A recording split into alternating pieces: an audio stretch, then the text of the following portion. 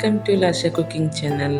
ನಾನಿವತ್ತು ನಿಮಗೆ ಕರಾವಳಿಯ ಸ್ಪೆಷಲ್ ಸುಗ್ಗಿ ಹಬ್ಬದ ಟ್ರೆಡಿಷ್ನಲ್ ಕರಿ ರೊಟ್ಟಿಯನ್ನು ಮಾಡಿ ತೋರಿಸ್ತಾ ಇದ್ದೀನಿ.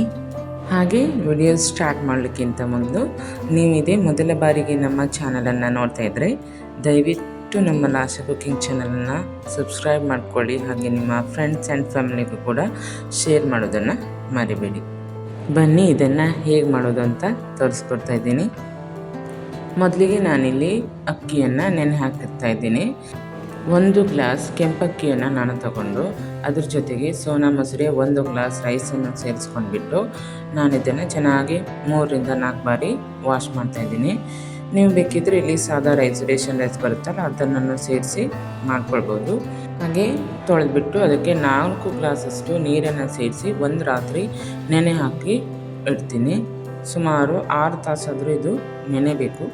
ನೆಕ್ಸ್ಟ್ ನಾನು ಇದನ್ನು 6 ತಾಸಾದ ನಂತರ ಮತ್ತೊಮ್ಮೆ ಚೆನ್ನಾಗಿ ವಾಶ್ ಮಾಡಿಬಿಟ್ಟು ಇಲ್ಲಿ ನಾನು ಮಿಕ್ಸರ್ ಪಾತ್ರೆಗೆ ಇದನ್ನು ಹಾಕಿದ್ದೀನಿ. ಅದ್ರ ಜೊತೆಗೆ ಅರ್ಧ ಟೇಬಲ್ ಸ್ಪೂನ್ ಉಪ್ಪು ಹಾಗೆ 1/4 ಕಪ್ಪಷ್ಟು ನೀರನ್ನು ಸೇರಿಸ್ಬಿಟ್ಟು ಹೀಗೆ ಗಟ್ಟಿಯಾಗಿ ರುಬ್ಕೊಳ್ತೀನಿ. ನಾನಿಲ್ಲಿ ಇದೇ ರೀತಿಯಾಗಿ 2 ಬಾರಿ ರುಬ್ಬಿಟ್ಟು ಒಂದು ಪಾತ್ರೆಗೆ ಸೇರಿಸ್ಕೊಳ್ತಾ ಇದ್ದೀನಿ. ಸೇರಿಸ್ಕೊಂಡ್ಬಿಟ್ಟು ಚೆನ್ನಾಗಿ ಮಿಕ್ಸ್ ಮಾಡಿ ಒಂದು 5 ನಿಮಿಷ ಹಾಗೆ ಬಿಡ್ತೀನಿ. ನೆಕ್ಸ್ಟ್ ನಾನು ಇದಕ್ಕೆ ಸ್ವೀಟ್ ಮಿಕ್ಸ್ಚರನ್ನು ರೆಡಿ ಮಾಡ್ಕೊಳ್ತಾ ಇದ್ದೀನಿ.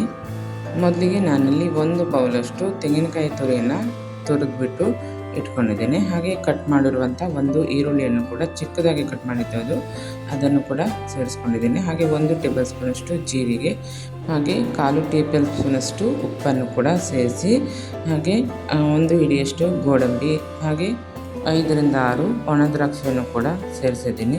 ಹಾಗೆ ನಾನಿಲ್ಲಿ ಸುಮಾರು 1/4 kgಯಷ್ಟು ಬೆಲ್ಲವನ್ನು ತುರಿದ್ಬಿಟ್ಟು ಸೇರಿಸ್ಕೊಂಡು ನೋಡಿ ಈ ರೀತಿಯಾಗಿ ಮಿಕ್ಸ್ ಮಾಡ್ಕೊಳ್ತಾ ಇದ್ದೀನಿ. ಹಾಗೆ ಇದಕ್ಕೆ 1 ಟೇಬಲ್ ಸ್ಪೂನಷ್ಟು ತುಪ್ಪವನ್ನು ಕೂಡ ಸೇರಿಸ್ಬಿಟ್ಟು ಚೆನ್ನಾಗಿ ಮಿಕ್ಸ್ ಮಾಡಿ ರೆಡಿ ಮಾಡಿ ಇಟ್ಕೊಂಡಿದ್ದೀನಿ. ಅದರ ಜೊತೆಗೆ ನಾನಿಲ್ಲಿ ಇದು ಹಲಸಿನ ಎಲೆ, ಜಾಕ್‌ಫ್ರೂಟ್ ಎಲೆಯನ್ನು ನಾನಿಲ್ಲಿ ಚೆನ್ನಾಗಿ ತೊಳೆದುಬಿಟ್ಟು ಅದರ ಮೇಲೆ ಈ ಹಿಟ್ಟನ್ನು ನಾನು ಸ್ಪ್ರೆಡ್ ಮಾಡ್ಕೊಳ್ತಾ ಇದ್ದೀನಿ. ಇಲ್ಲಿ ತುಂಬ ತೆಳುವಾಗಿ ನೀವು ಹಿಟ್ಟನ್ನು ಸ್ಪ್ರೆಡ್ ಮಾಡ್ಕೊಂಡಿದ್ರೆ ರೊಟ್ಟಿ ತುಂಬಾ ಚೆನ್ನಾಗಿ ಬರುತ್ತೆ. ಹಾಗೆ ಅದರ ಮೇಲೆ ನಾನು ಮಾಡ್ಕೊಂಡಿರುವಂಥ ಸ್ವೀಟ್ ಮಿಕ್ಸ್ಚರನ್ನು ಕೂಡ ಇದರಲ್ಲಿ ಇಡ್ತಾ ಹೋಗಿದ್ದೀನಿ. ಒಂದು ಸೈಡ್ ಅಷ್ಟೇ ಇಟ್ಟಿದ್ದೀನಿ. ಅದನ್ನು ಫೋಲ್ಡ್ ಮಾಡಿಬಿಟ್ಟು ಇಡ್ಲಿ ಪಾತ್ರೆಲಿಟ್ಟು ಬೇಯಿಸ್ಕೊಳ್ತೀನಿ. ನೋಡಿ ನಾನಿಲ್ಲಿ ಒಂದು ಇಡ್ಲಿ ಪಾತ್ರೆಯನ್ನು ತಗೊಂಡು ಅದರಲ್ಲಿ 2ರಿಂದ 3 ಕಪ್ಪಷ್ಟು ನೀರನ್ನು ಹಾಕಿಬಿಟ್ಟು ಈ ಸ್ಟೇನರನ್ನು ಇಡ್ತಾಯಿದ್ದೀನಿ.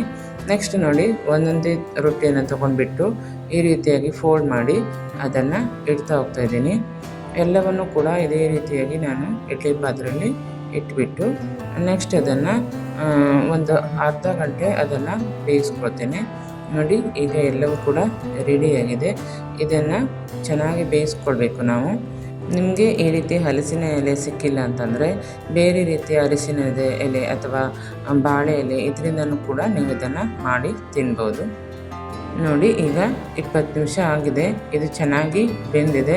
ಇದನ್ನೊಮ್ಮೆ ಚೆಕ್ ಮಾಡಿ ನೋಡ್ತೀನಿ ಎಲ್ಲವೂ ಕೂಡ ಬೆಂದಿದೆಯೋ ಇಲ್ಲವೋ ಅಂತ. ನೋಡಿ ಸೂಪರಾಗಿ ಬೆಂದಿದೆ.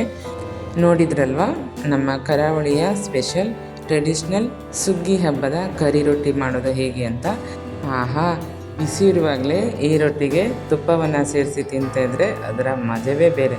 ಈ ರೆಸಿಪಿ ಇಷ್ಟವಾದರೆ ನೀವು ಕೂಡ ನಿಮ್ಮ ಮನೆಯಲ್ಲೊಮ್ಮೆ ಟ್ರೈ ಮಾಡಿ ಅಂತ ಹೇಳ್ತಾ ನಮ್ಮ ಲಾಶಾ ಕುಕಿಂಗ್ ಚಾನಲನ್ನು ಲೈಕ್ ಮಾಡೋದನ್ನು ಕೂಡ ಮರಿಬೇಡಿ. ಹಾಗೆ ಇನ್ನಷ್ಟು ಹೊಸ ರೆಸಿಪಿಯೊಂದಿಗೆ ಸಿಗೋಣ ಅಂತ ಹೇಳ್ತಾ ನಿಮಗೆಲ್ಲರಿಗೂ ನಮ್ಮ ವಿಡಿಯೋ ನೋಡಿದ್ದಕ್ಕಾಗಿ ಧನ್ಯವಾದಗಳು.